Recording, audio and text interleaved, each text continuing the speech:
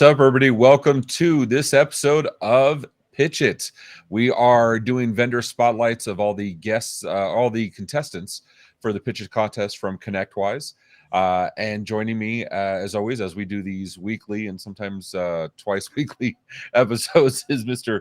Sean Lardo. We use so many adjectives at ITNS. Should I use extraordinaire, premier, luminary? What adjective do you want today, man? The fact that you even put Mr. there always throws me off a little bit. So I'm not quite sure. And I'm glad that you didn't have to announce where we were, because we know how that works out for you every time. For some reason, Gaylord and resort just couldn't go in the same sentence. I'm not sure why. But yeah. And well, I wanted to get, I know giving a little bit of respect kind of throws you off, but you are the one responsible for all this amazingness last year. Had great success with PitchIT this year, doing even more than last year. So you are due a certain amount of props. I really respect that. Should I get that knife? I don't know. What's good. Like, what's that? I'm saying it now because I've had like 48 hours away from you after a full week with you. So. Oh my. Oh my. You went about 48 hours away. Holy heck, man. First off, how good was this past week? Oh, it was fantastic. It was phenomenal. And if you haven't seen the videos, Sean and I did a bunch of interviews with current and past PitchIT contestants. So not just learning about their participation this year, but also their successes in previous years. It was a phenomenal time. And I hate to say it, not enough time to do everything. I would agree. Considering I started like at 7, as you know, I always do 7 in the morning, it's on. Yeah. And it doesn't end until it ends. And that was like 2 in the morning sometimes. I don't think I even accomplished half of what I wanted to. And you were babysitting the entire time. I'll leave it to people that want to ping you privately and get the backstory on that. Well, but Sean did bring a little one with him. I did. It was a very exciting time for Carlos. It was, he really, it gave him a chance to really do some stuff. I wanted to give him exposure, and it's time for him to learn. I'm tired of really doing everything for him. So while giving, let's give some courtesy to people that may not have seen the previous episodes. And for those, I highly recommend you're doing this with Paco and Rick, right? Also, you're doing this with our buddy, not that Paco and Rick are our buddies, of course they are, but our buddy also Marvin B. So I strongly recommend, even if you see the same vendors here, it's a different perspective. Different hosts are always going to ask different questions. Absolutely. And they, and the contestants may think of something that's, they may not have thought of while they're on one. That's the whole point of PitchIT, right? Getting better and better at the pitch. And so we'll put the links in the show notes for anybody that wants to go see Marvin B or Paco and Rick, because phenomenal podcasters and all the other stuff you guys are doing. But for those that haven't seen it, what is PitchIT? What is this thing that everybody's excited about? Sure. No. So, we're on our 5th year of PitchIT now at this point, right? And it started out as being a Shark Tank competition, finding new innovators that were going to be complementary to the community, the ConnectWise ecosystem, that are solely in support of MSPs doing business better, right? That's how it started, right? And what we found was discovered over the years is that, like, hey, as you know, because you've been so intimately involved with ConnectWise, the ecosystem is humongous. There's so many things to do. Even take away ConnectWise, just this industry is too large. So last year we revamped the program and turned it into more than just a competition. Now, granted, everybody likes to win competitions, and to break down the competition, like I said, it is a Shark Tank competition, and first place gets 70 grand, second place gets 30 grand. But that's not the real win here. You're muted, or I'm muted. I heard third place was a stack of knives or something like that. It's that. Well, it depends. We actually introduced the Jelly of the Month Club. I'm a subscriber. That's excellent. The you got to pay extra for the jams, but totally worth it. Well, you can't jelly it, so yes, you jam it is. So yeah, so yes, we started that, but it really is important that they want to get there, right? But the important thing is, for what we discovered is, again, back to the ecosystem, we changed it to an accelerated incubator program, to where we're having weekly Cameo coaches come on, and they are from industry practitioners, everybody knows, to teach a specific area. Now, granted, we only have 16 weeks to do this with them, and each one only has an hour to an hour and a half to work with them. So we're giving them a high level, but it gives them a way of seeing things between mergers and acquisitions, sales and marketing, integrations, whatever may be, right? Product market fit. Also, again, all during the course of this, they're looking to improve their pitch. Because as you know, you and I sat down years ago and discussed it, was how to refine your messaging to simplify, to, because there's always things you do, but you only have 5 minutes, so you really can't talk about it, right? Not everything. So how do you get to that finite message that's going to stand out and get you business and differentiate you? So, and then as what you just said even before, this is why we're bringing them on these shows, right? To get them some exposure and awareness, but also to help them work on their speak.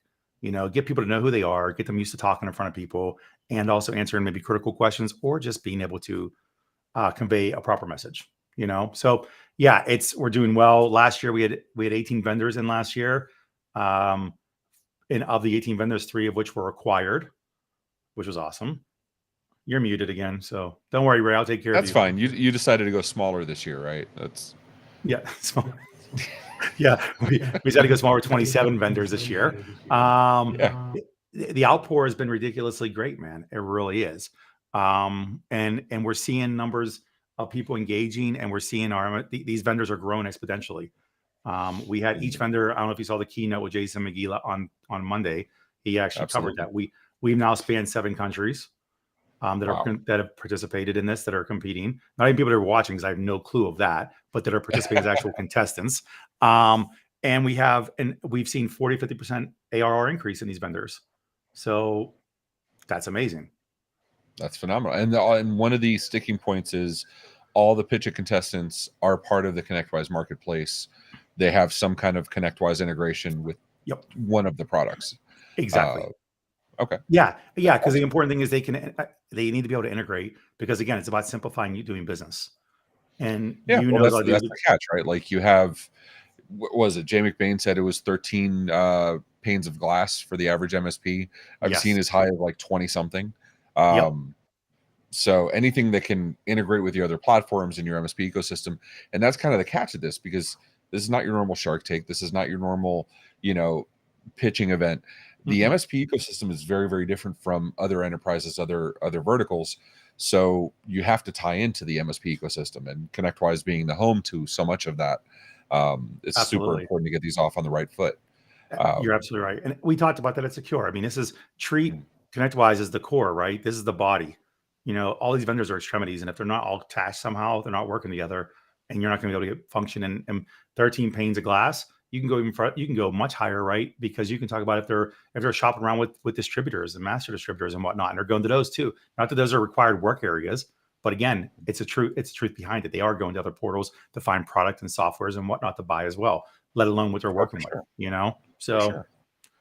So what do you say we bring up our first guest? This guy, some of you may know him. He's the founder and CEO of Bizzity. His name is Ed Manna. He's been an entrepreneur from a young age. He first started his first company at 16, his next one at 27. And instead of just enjoying and relaxing in his final quarters of his life, he says, "No, let me do it again at 48 and start build something new." He's only 48. Oh, okay. He says he's only 48. I don't know about that. Let's bring him up to fact check this. Mr. Ed Manna, how you doing, sir? I'm good. How are you? Yes, I am 48, Sean. Okay. What? So I mean, are you by chance standing next to the guy from the Tiger King making this call? I'm just curious, because that looks like the same. No, I'm actually at a co-working space. I wanted to merge with my background, so I made sure I wore a gray shirt and all that good stuff today. I love the monochromatic. That's great. I did want to ask you something. When I first met you, you had a full head of hair. Is it true that PitchIT contestants have to shave their head to be like Sean? No, I think it just helps, right? So, some people shave their head, some people just put it on the beard. I can't grow the beard like Sean. I'm not Amish, so I can't do it. But you just gotta wake up 4 in the morning and start doing chores. Wake up 4 in the morning, start doing chores, and you can grow it. All right. Yes, I'll go churn some butter. So Ed, why don't you while we're making the dairy, why don't you give us some background on yourself, right? You attended NYU before it was NYU. What is your background for the people that don't know? So I grew up in Brooklyn, Bensonhurst to be exact. I went to public school, and I at a young age I skipped a grade in high school or junior high, which I made up for in college, staying longer. I started with electrical engineering and moved to computer science. And while I was working at the school, I became, much like in the industry today, I got to know everybody. And I started meeting the finance people, the administration people. I taught orientation to freshmen. And it was always my fraternity also. It was always helping people out, right? We did student activities and things like that. And eventually I was offered a job running the audiovisual department at the college. And I took that job, obviously, because they had said, "Hey, Ed, we're making a job for you. Would you like it?" And I said, "Sure." And I had a career in audiovisual and IT for the past 25 years, right? I'm aging myself, but yes, it's been that long. Um, my priority has been always control system programming. So if you think about these rap stars with these big houses that have iPads that control the house, or someone with automation in their office using some kind of a surface to control it, I've been doing that for 25 years. Now, in that to that end, in providing those programming services, I had the bright idea to start bringing managed service to that equipment, right? Because you have all this new equipment that nobody was looking at, and we started doing managed service in the audiovisual space, right? So combining all that, plus the people we were working for were audiovisual integrators. So we were a subcontractor to them, and ultimately they needed IT help. So that's how we got into our MSP background and all that stuff. So I've been doing software dev and IT for pretty much my whole career, right? And that's pretty much how I got here. I'm surprised you remember all that at your age. You right? know, I mean, that was a whole. I'm assuming you had notes. yes, I have a whole little cheat sheet here because Now I'm I'm surprised getting you can too old. read too. I'm just constantly surprised. Wow, there's such love from ConnectWise, you know. Yeah, This you is know, for- I this is for I have John. found in my yeah, I was gonna say let's not blame everybody at ConnectWise for this. Yeah, I'll I take have found in no my responsibility. experiences, it's just Sean. So, but all right. So Ed, so you decided multiple companies in your youth and multiple experiences, and you decided to start doing this again. What is Bizzity? What am I pronouncing it right? First of all, Yep. So you are, and okay. to give you the quick background on that, you know, COVID's ending, the midlife crisis is kicking in. I'm 48. I'm thinking, you know, hey, I don't want a younger wife. I drive a Honda. I'm like a millennial. I don't drive stick. I'm like, so what else is there? I'm like, let's do a product. And a couple of years ago, well, probably about 10 years ago, I created a hardware product called iRemote Reset, and it automatically detected loss of internet and Mhm. rebooted the modem and the router automatically, right? Okay. But doing a hardware product in today's market kills you. The supply chain alone for the past 2 years has been a hot mess, right? So I decided to do software. And I thought about all of the problems that I had um, as an MSP. And one of the biggest problems, obviously, on the PSA side, I was squared away, the RMM Mhm. side. And I was like, you know what, the quoting tools, either some of them were antiquated or they didn't work right or they couldn't answer my questions or just take your pick, right? Sales Okay. tax, nobody did that right. So I said, you know what, that's where we're going to go. And we set out to start a quoting tool, but Okay. eventually we expanded because when you're quoting, you have to communicate, right? And it became, let's do CRM, let's do marketing, let's do dashboard analytics, workflow automation, all of that stuff. Okay, so when Mhm. you guys used the ecosystem earlier and you talked about the head and all this ConnectWise, we're the wallet, right? Yeah. Because we want to help that sales process. And while ConnectWise does an awesome job and sell and all that stuff, we augment all of those solutions, right?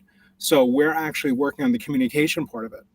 So in our world, we're thinking of the PSA after the sale, right? But we're still integrating to it, and we pretty much handle that whole sales process from the website lead all the way to the close of the sale.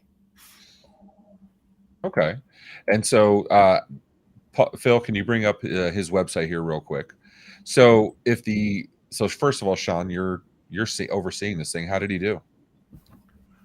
Well, I have lots of questions already. So when you talk about and obviously sales is my world, right? As we know. So Mhm. I would need to understand, like, you just said, yeah, you're on it, but how? What's you augment? Great. Give me a use case. Okay, so use case is somebody signs up to an MSP's website using WordPress. We're automatically pulling in that data. We're putting them into marketing sequences immediately, Mhm. whether it's a drip campaign or other kinds of marketing. When they decide or if they decide to reach out, we track all that. When the MSP decides to go and create a proposal or to somehow communicate, we have built-in templating for all that. We handle sales scripts as well and objections. So when you're doing your sale and you want to see what objections are the most common or what scripts are people using in the company, you can see those metrics, right? Further, Okay. once you get past that, the customer wants a proposal, right? So we created a very wonderful way to do a proposal that's accurate, Mhm. handle sales tax properly. What a concept, right? Let you pull in product feeds are always a big thing, and people want that rich content, right?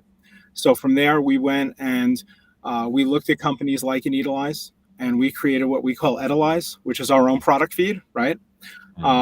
You know, I have these ideas. I call them epiphanies, you know? And it was like, let's do, you just snorted, by the way. So that was good. I did. I love it. Well, the fact that everything is ed centric, I love. Yeah. Well, you know, so I always say like 2 eds are better than 1, right? So, in any case, I see why Sean likes you. I get it. It's prolific dad jokes. So, a little side story, Ray. The first time I actually met Sean, I think I spoke to him once, but when I actually met him, we were at an ASCII event, and somehow they were doing the photos of everyone. And I don't know what it was, you know, fate, what have you, but the photo I got with Sean was me kissing his forehead. And I had just met him like 10 minutes earlier. I had never connected with someone so quickly, right? I called him my spirit animal. But anyway, so to go back, you know, now you have the sale, you're doing the whole proposal process. One thing we can do is we track all that metrics. There's some metrics that we're still working out that are proprietary. We're patenting some of the software. So there's a lot we're doing here, right? It's kind of like reinventing the whole sales and communication process, because that's where people fail.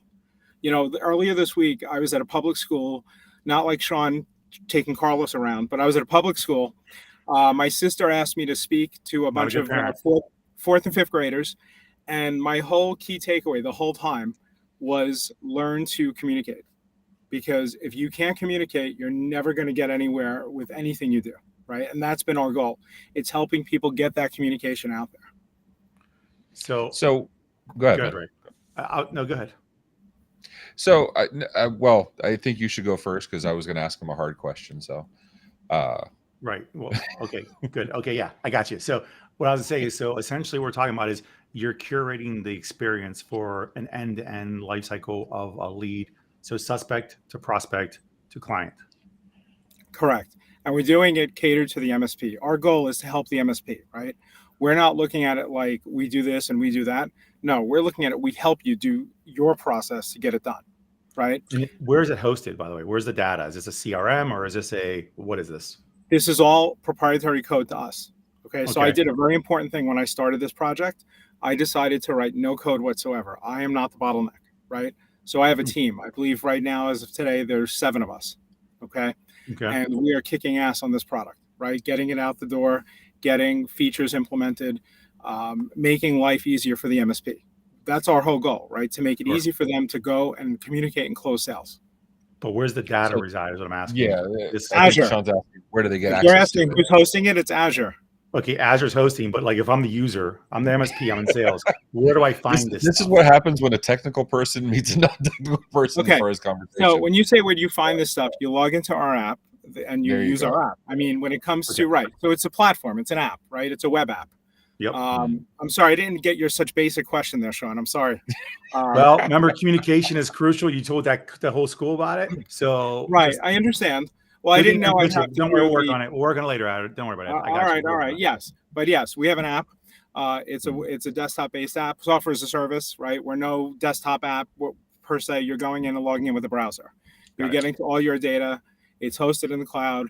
Security was our first concern, not an afterthought. Multi-tenant or having customers access it, our tenants, our MSPs, was a first step in our process. It wasn't we developed it in-house and we decided to roll it out for someone else, right? Yep. It's ours to begin with, and we did it this way from the start. Got it. Okay, good. So what's the workflow, right? So are they logging into your app? Is it pulling data from Manage, or how is the app aware of the lead to begin with from the start? So on the lead side, it's coming in, let's say any way you'd like, through a website, through Manage. In our case, we're doing 2-way integration to Manage. So that's another separator, right? Everywhere we're able to have Manage tell us that a change has been made, we're doing that change instantly. Okay. Mm-hmm. When one of the problems I had with other products, and I won't name names or anything, right? But I put a lead into Manage and I wanted to do a quote and I didn't see the data. And I went to that vendor and I said, where's the data? And they said, well, we update periodically. I said, what is that? And they go, every hour. And I said, okay, where's the manual sync button? And they go, we don't have one. And I'm like, I can't wait an hour to enter a lead to do a proposal. Like, they're crazy. Right. So that was part of the catalyst when I see these other products failing us in this industry, right? So to answer your question, Ray, they can go into manage, and then we'll pull that data right in. We're not doing a lookup. It's live in our system, right? Another big thing that we did, when you, a lot of products, you have to do all this linking of stuff between them. What's the manage statuses and what's the manage types versus our types, right? We're actually pulling them out of manage, okay? And we're actually using their own statuses. So it's not like they have to think about a new product, right? We're integrating as natively as we can to their existing infrastructure. Excellent.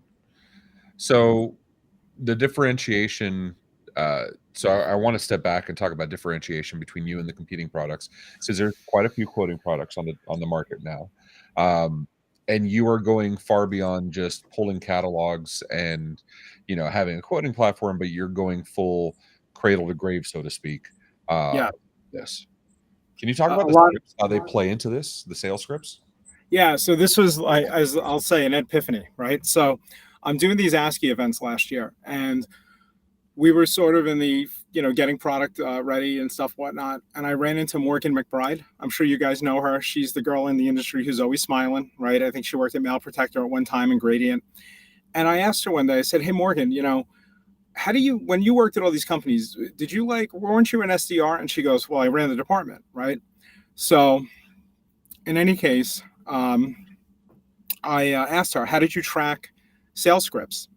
And she goes, notes. And I said, what do you mean notes? And she goes, in the Mac, notes. And I'm like, the notes app, like Notepad? And she goes, yeah. I'm like, how'd you track scripts?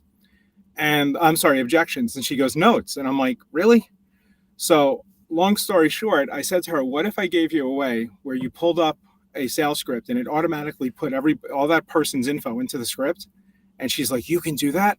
And I said, what if I gave you the ability to click an objection and immediately get the response also mail merged, so to speak? And she goes, oh my God, that would be great. And by within 3 weeks, we had the feature in the product. So that's awesome. Kind of how that came about. It's coming up with some of these ideas and actually going and implementing them, right? And doing it. And because we have a small team, we're nimble. Whereas larger companies, there's one company that's not ConnectWise, that they have a person whose whole job it is to handle bureaucracy. And I'm like, if I ever have to do that, shoot me, right? We want to be nimble. We want to be a small company that helps people. Again, our whole goal is, the customer, the MSP is the hero. We're the guide. Yeah. Right. So, and actually there's a good question on the chat, right? Asking, said he's unclear, would this enhance sell or would I replace a tool like that? So it potentially could enhance sell with our info in terms of the lead gen and whatnot. It could also potentially replace sell. Okay, not that I want people to do that, but they can because it's an end-to-end product, right? And then a tool like Keep, we used to call it a Confusionsoft before it was Keep. And yes, to answer, well, that's the one dig I'll make, right? They're not on the call, but yes, we replaced that. Okay, so we're doing that whole marketing thing. And here, we did workflow. I'll just give you a quick example, right? A lot of products have workflow, and it's very difficult to create that workflow. Ours is all flowchart based. So you're dragging objects, you're double clicking, you're linking them with lines. It's very visual. And the one thing I learned too is I always hear, if you talk to Sean long enough, he'll talk to you about the playbook, right? Everybody's got the marketing playbook and the sales playbook. And I've always asked, is there such a thing, right? And everybody's like, no, it's figurative. Well, we created one. We let you print it. So any of these workflows, the scripts, all that can be printed and put into a binder if you wanted to create it to share with your team, right? Because again, we're not just communicating to us, we're communicating to clients, and we'll like quickie workflow. Let's say you get a proposal and it closes. You want to take them out of your drip campaign or selling campaign, right? Because you've already sold them. How many times do you guys get emails for a product you already own? Yeah. Right. I to this day, I still get products from my competition. I get emails from the competition trying to sell me their product.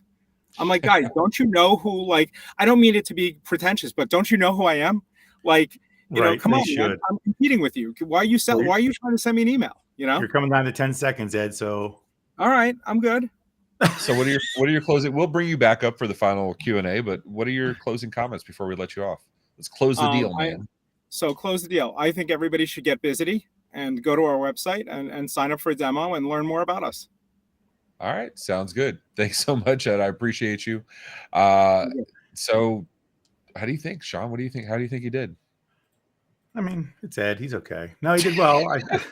You realize as the coach, like you're supposed, like their success is your success. So you want to maybe hype That is it up a correct. little bit. I think Ed is very deep into this, and I think you pointed something out as far as I asked a basic question and he gave me your programming response, right? And so when Yeah. you're talking in basic terminologies, something we can work on with that. That's it. But otherwise, Ed has a great understanding of the space and what's needed. It's just a matter of finiting the message. And it's funny because as he's answering, like I know he's not answering your question, but he's answering all of my questions. I know. It's like, so I know the MSPs will appreciate it anyway. You know Agreed. I mean? Right. Which is a tale of two cities, right? It's a matter of who you're talking to, right? And again, but we only have 5 minutes. If you start going down the path of engineering, it takes more than 5 minutes. Yeah, I agree with that. Technical conversations have no place in that 5-minute it requires elevator depth. pitch. Yeah. Right. I mean, that's why it's a second and third call with a sales engineer and then a product manager, and you get into all those things. So you want to get to those. This is all about getting them to want that.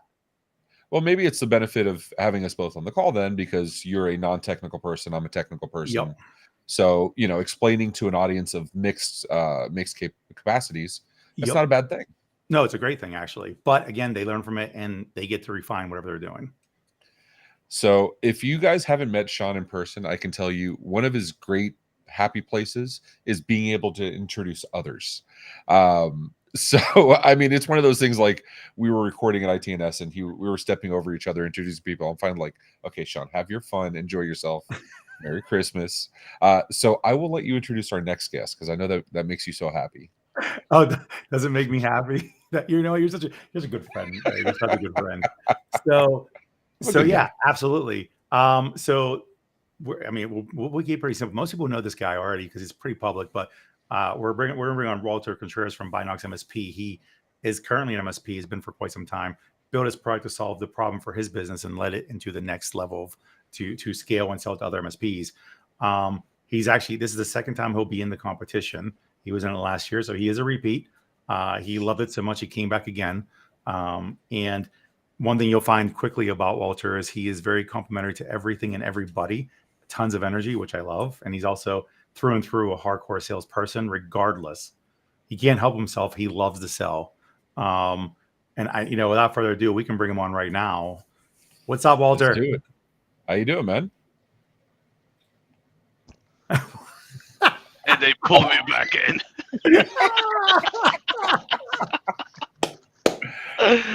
Oh man, it's so good to see you guys. Thanks, Sean. That was a nice intro. Appreciate it. It was spot on. I mean, when I first met Walter was at a ConnectWise. He was already sponsoring at IT Nation Connect rather, and he was like, there's all this energy, and he was so happy. It was almost like, do you ever see Carlito's Way? Yeah, dude, that's my movie, man. Okay, I am Carlito. You know what I mean? No, I was thinking you were more like, they called me Ron. That was who you are, the guy.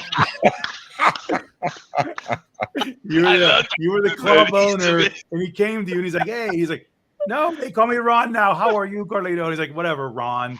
You're that. He's always happy. I'm that guy, man. I'm that guy. Right? All right, Ron. So how good was his intro? Was it accurate? Are you the ultimate sales guy? How accurate was Sean? I don't know. Look, I'll tell you a little bit about me. So it's funny that Sean was talking about communication because literally 25 years ago, I did not speak English. I am an immigrant. I came to this country. I am proudly an American citizen now, but I came to this country when I was a young kid. I was about 17 years old. I landed in this amazing place called the Bronx in New York. And so you can only imagine I needed to learn how to sell because I needed to survive, basically, right? So, but no, I'm super proud to be here. I literally put myself through school. I worked really, really hard to get to where I am, and my MSP's been around for 14 years now. I recently celebrated my 14th year anniversary, and I can tell you it's an amazing journey. I have so much to give to this community that I truly, truly, truly feel like I owe this community everything that I have in my life, and for that reason, I'm dedicated to building a product, not just a product, but really a process for MSPs to succeed.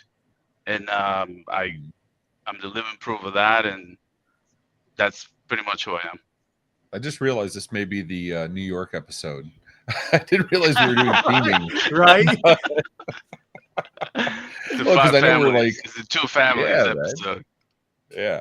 That's So, amazing. So you were an MSP, or are an MSP? Are you still an MSP? I still am. Okay.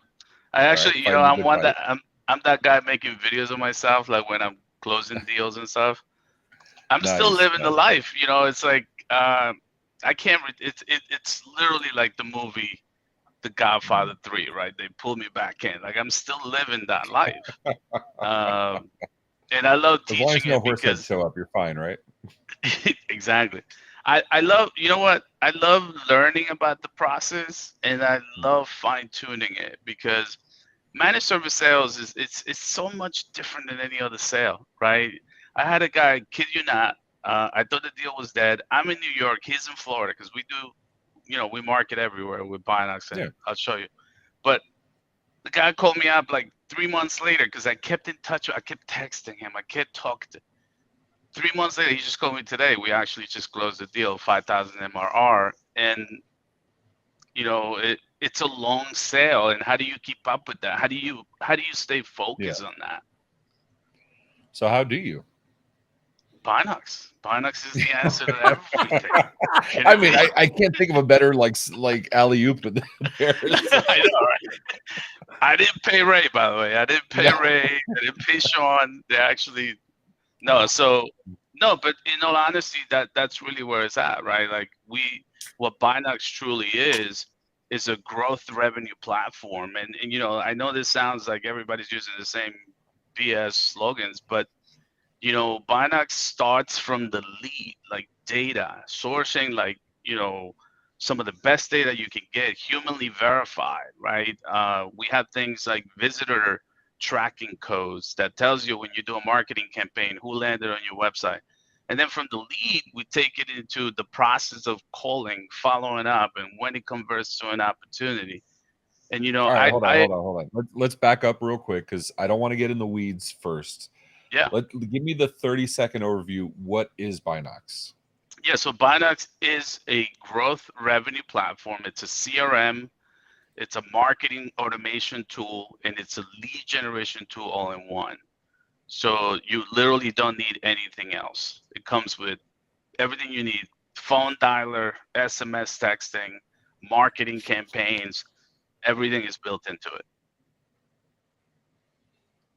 So again, this is exactly, you are a platform that is doing the end-to-end experience of a life cycle in the journey of a lead, and tracking and giving a place for it to work out. Now the question is, how does this coincide with ConnectWise?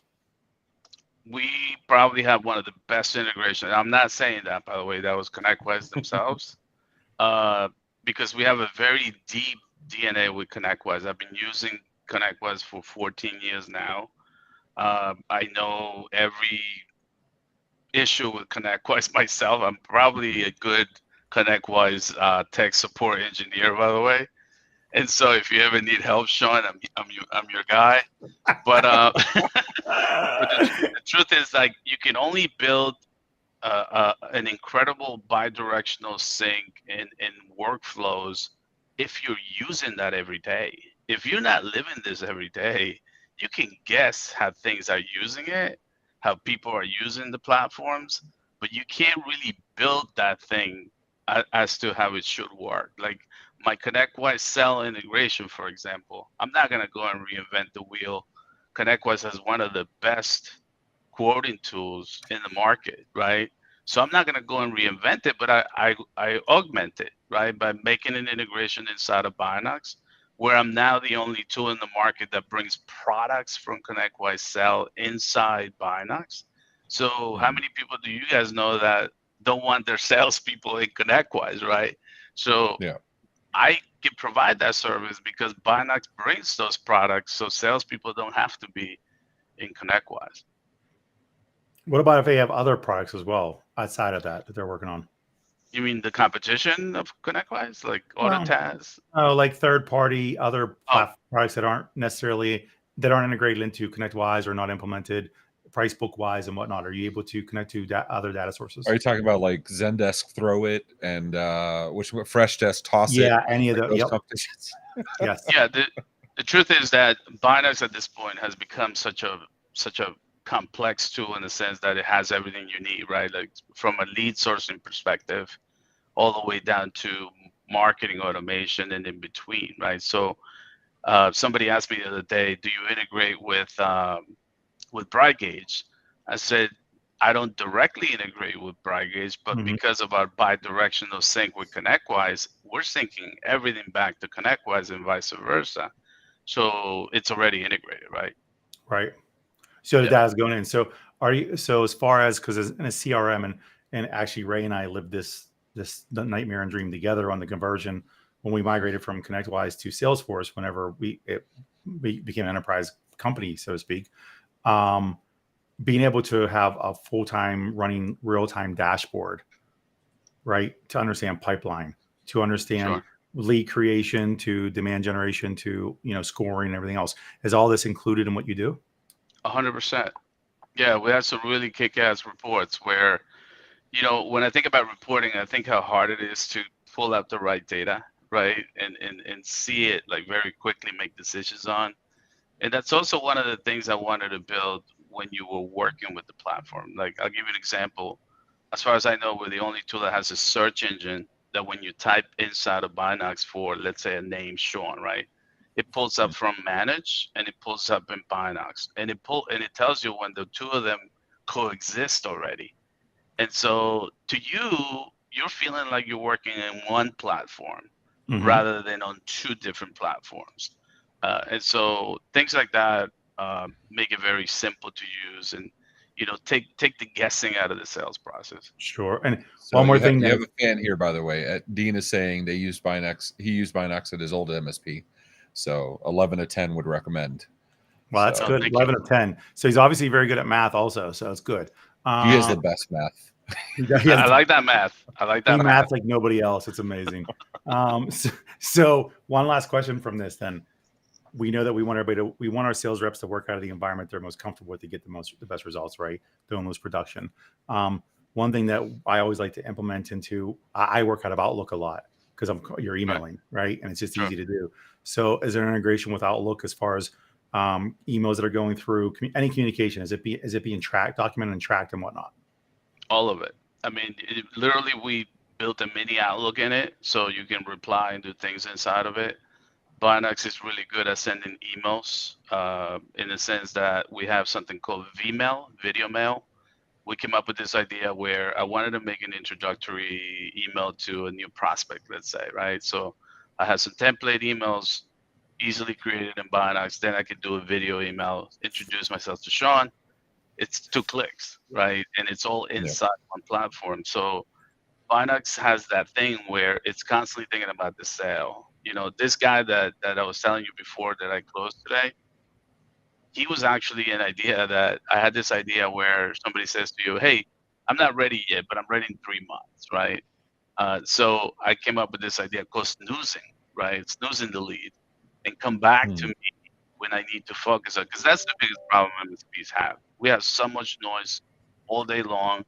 When we're looking at sales, is a part-time job, right? Like, that's what I was talking to a guy yesterday. He's like, I'm doing this like part-time. And when you do something part-time, you're going to get the results of a part-time job, right? So when I built Binox, I was thinking about when you come into Binox and you have this beautiful pipeline set up on a Kanban that you can drag and drop, you can focus on exactly who the lead is, who is closing, who is not, who you shouldn't even pay attention to because they're not even interviewing with you yet. So that's where we focus a lot. And one other thing, then, Omni Media. I'm sorry, I'm done after this, Ray. I promise. Okay. You mentioned about video. You mentioned about, CRM wise, but this is also like an Omni Media communication tool, isn't it? Because you mentioned even SMS at one point to me as well. It is. We launch our marketing campaigns, and we actually we're coming out with a new ChatGPT blog posting automation tool. I'm announcing it here. Actually, it's the first time you're gonna see something like that. But where basically the MSP doesn't have to take that much time to create a blog post, right? Because that's another thing that's really effective for us in our MSP is blog posting, believe it or not. And more than other stuff like SEOs and Google AdWords, blog posting to us and then following up on that lead because we know that they landed on our site is more effective than all this BS stuff that people do. Got it. Okay, I'm done, Ray. Sure. All right. See you later, Sean. No. So, what was I going to ask you, Walter? So, this is your round 2 on PitchIT. I always love hearing from previous contestants because you had a certain experience going into it, even though you had experience in the space already, but you had certain experiences in PitchIT your first round. How do you think that's empowering you to win or to be better prepared for this round? Every time I'm in doing a demo of the platform to an MSP, some of the words that come out of my mouth is, look, I was in this competition with ConnectWise incubator and I learned X, Y, Z, right?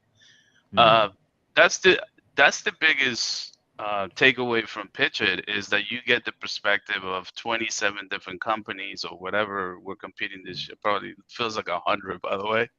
But then you get all the people that Sean's bringing and the team's bringing, and they have a different perspective on what things are. And I always tell MSPs, even when I'm coaching sales, look, if you have the blinders, right, you're only gonna see in that direction. I'm gonna open your mind a little bit, and it may sound a little harsh when I say it, but I'm just trying to help you move past that roadblock that you may have at this point. And so it's the same thing with PitchIT. Okay, that's fair. And so, Sean, how do you think he did this round? I think Walter he did a very good job. I think it's just a matter of if we're really going to push this and you want to be a differentiator. It took me asking you about the omni media piece. You should really think about how you're going to put that into your messaging, because there's a difference between saying we're a market automation platform, we're a CRM. Again, the differentiator is that you're looking at the journey of the customer or the prospect. And I think it's something for, if I'm a user, I want to know how you're making me effective. So you got to think about how you're going to blend that into that pitch. Thank you. No, absolutely. Every time I talk to Sean, I come away with something really, really great. I appreciate it. I think he even changed what he does because of the last conversation we had about the growth. 100%. I mean, I heard Binox was janitorial services before he talked to you, and then he was like, "No, let me do this thing instead." Exactly. I mean, well, he makes sure he's removing clutter and noise to make it people effective to actually do their job. Oh my god. I love it. So let's go ahead and bring Ed back on. Phil, if you can bring him back on stage. Ed, I'll give you a chance. I know Walter's your competition, but how do you think he did? I think he did really well. I've obviously I know about Walter's product because we do compete in some areas. I think he did well. But, although I'm going to say that because I want to win, so of course he did. Yeah, awesome. Between you and me, you're going to crush him, right? I mean, no. We're just going to click ass, okay? That's right. That's my tagline. We click ass. So no, yes, that if you go and look for that hashtag, that's all us. Seems like such a risky click. That seems it's awesome. So in Sean's case, it's we click Amish. No, I would click on all those links because why not? I have to figure out what's going on here. I'm just really curious. Yes, I think Walter did a great job. So I want to talk to you guys about your experiences. Ed, I'll start with you. This is your first round with PitchIT. Sean, you're what, in week 2 of PitchIT? You just started. We're like week 5. Oh, okay. Well, then why aren't you better? No, I'm kidding. Like, what have been your experience? I'm just messing. Well, with you. If Sean showed up, if Sean showed up to his sessions, maybe he'd get better at this. I'm sorry. I'm busy closing business. Sorry. I'm not going to say that may or may not be why he's at ConnectWise and not OIT anymore. So no arguments. No. So I got to bust his chops any chance I get, of course. All right. See, but Ed, what has been your highlights so far in the 5 weeks of PitchIT? Yeah, it's really been good. I mean, what I like is that there are certain things they're going over weekly that I've never considered, which is awesome. Certain things that I've kind of considered, and it's given me better insight. And then there's this last week, we had a session on ecosystem, And everything this gentleman spoke about is stuff we're doing or the same line of thinking, right? The like-minded part of it. So I felt so good about that session because it told me that I'm in the right place at the right time, you know? And honestly, this PitchIT competition from the beginning, Sean, when I met Sean, he's like, you got to do this, you got to do this, you know? So it's been very much a wonderful ride so far. I even told Sean I was in Madrid and I met up with one of the coaches just because he happened to be there too. You know, it's been awesome. Yeah, nice. Coincidentally, he met up with them. They were there for different purposes altogether. It was Cam from Alert Ops. He was on vacation, and Ed was there for a conference. So it was very fortuitous. That's perfect networking. I love that. Yeah, and we interviewed Cam at ITNS a couple days ago. Yeah, we did. So look out for that video. The gentleman he's referring to, Ray knows the gentleman that spoke. He's talking about James Hodgkinson from 360 Insight. Oh yeah, I know him very well. Yeah, yep, yeah, you do. And yeah, actually, as a matter of fact, we used their product launching the channel to scale the channel program for OIT VoIP. I mean, it worked out well, and James has been doing this for so damn long. I mean, he understands. You're in good hands. You're in good hands. What about you, Walter? This is round 2 for you. What do you feel? What's new for you this year that you didn't experience last year?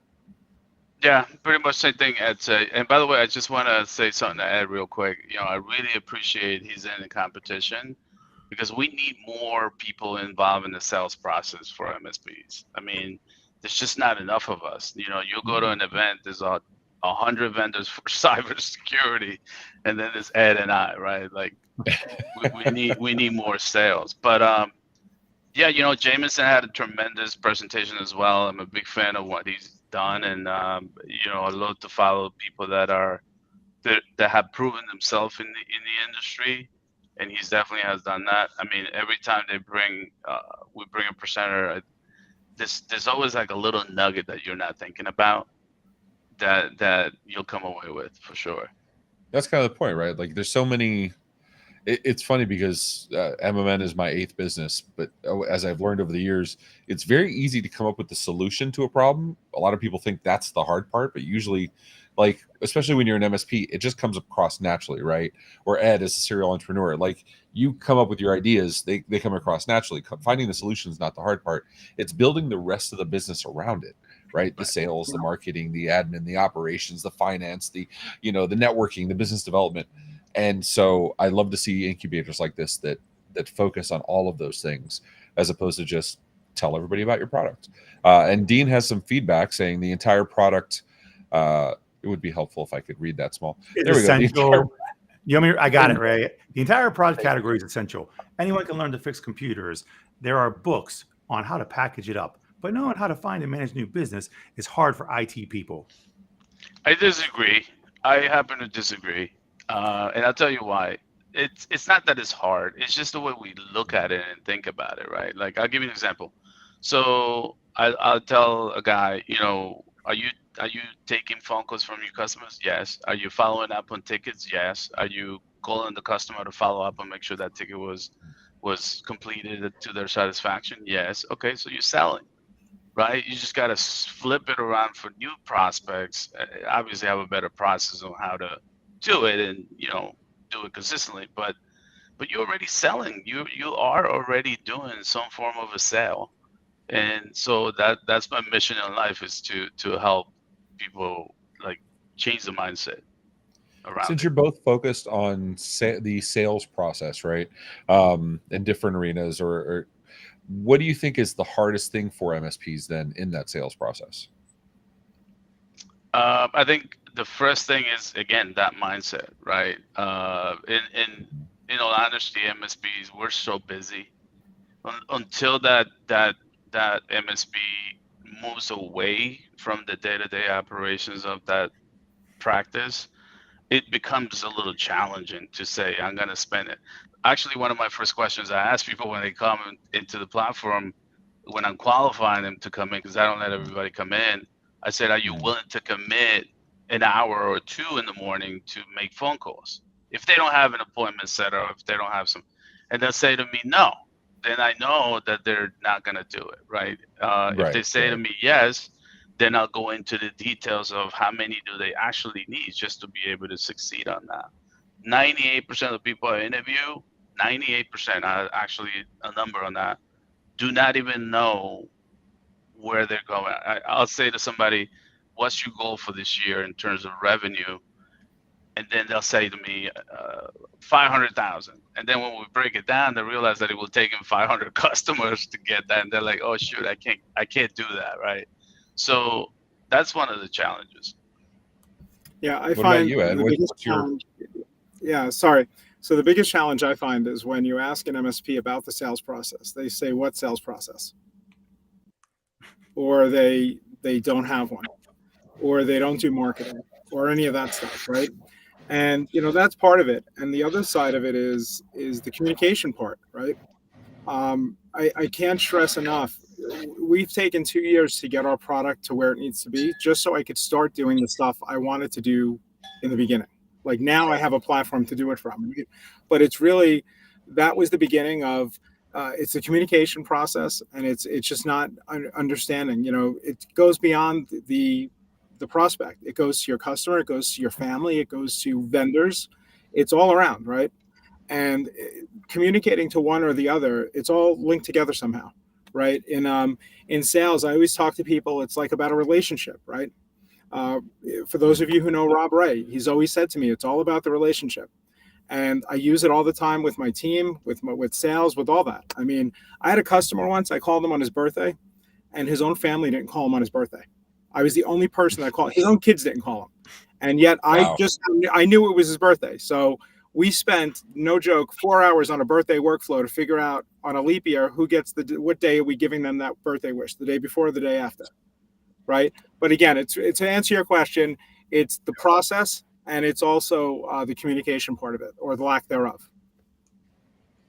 So what's next for you guys? Obviously lots of interviews, lots of preparation, and going through the PitchIT process. But what's the next item on your agenda? We'll start with you, Walter. Leveraging AI, it's a big question we've been asking for the last couple of years for us. We're entering a place where we can pretty much have a machine listen to calls and create a script and give you a script on what to say and what to do on that phone call, what the next steps are in the sales process. So we're doing a lot of work in that area right now. And obviously, it's just so early in that journey, but that's next for us. What about you, Ed? So we're working a lot on integrations, not so much the normal products that we deal with, but our price book, getting integrations to people you didn't think you needed, but you do. A lot of our stuff to metrics, sales metrics. We can implement a new dashboard item in about 30 seconds across the whole product. Literally, I have an epiphany. That thing is in like 2 minutes, right? So it's really getting more done in terms of the product, and also going out and building, getting users, right? Well, PitchIT, the whole point of PitchIT isn't so I get acquired at the end. It's so that we're getting capital to go do stuff in our company, right? And it's really, honestly, I love evangelizing about this stuff too, right? I think no matter what, I'm like the PitchIT spokesperson. Like, not, I know he's the spokesperson because he gets paid, but I love it. I actually love talking about it. I think it's a great competition. And I met somebody in Spain. Come on, man. I mean, if that's not dedication, I don't know what is. But yeah, I mean, integrations for us, and getting people on board, and teaching them to better communicate. Again, it's for the customer, right? For the MSP. We want to help them.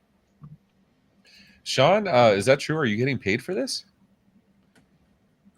I don't know, really, at this point. I just do it not from the bottom of my heart. I just love it so much. I'm donating my time to charity. But I'll make sure Tony knows that you'll donate your time, and you don't want. There's no reason to have that conversation ever, Ray. But it's recorded. It's fine. It's on multiple platforms. But all right, Walter, Ed, thank you guys so much. I wish you guys both the best of luck in the competition, and I look forward to. I do watch all the other interviews and stuff, so I always love seeing how you guys evolve, even when you're old hats at this stuff. Seeing how you guys grow and how the message changes just a little bit every single week. So I wish you guys the best of luck. Sean, any parting thoughts before we let the audience go? Really just want to echo what Walter even said, which is spot on, is that the lack of the sales initiatives within the MSP community or whatever, I'm glad that they're both in this. And this is probably, this year we have several growth vendors. We'll call them just growth vendors because it's simple to say. So I think it's like it's the bastard child of the MSP space is sales and marketing, and we know that. So I'm glad that you guys are doing it. And the best thing to do is just keep on pumping out the information and supporting each other, because again, you're not going to capture 100% of the business. We know that. But if you're looking to capture just this percentage, of course, right? So you should be doing it for each other, because one of you will win regardless, right? You'll win business no matter what. So it's easier to market the deliverable as opposed to the individual company. Absolutely. All right, gentlemen, thank you so much. Sean, thank you for letting us be part of this. Absolutely. And we will continue doing this every single week. I believe it's every week. We're doing at least 2 sometimes. And the schedules will be different. So monitor the socials, because you do, because we have lives. like Ed said, you do have some people outside the country also. But yes, these are live. So we get all the people chatting in here and having fun. And until the next one, take care, everybody.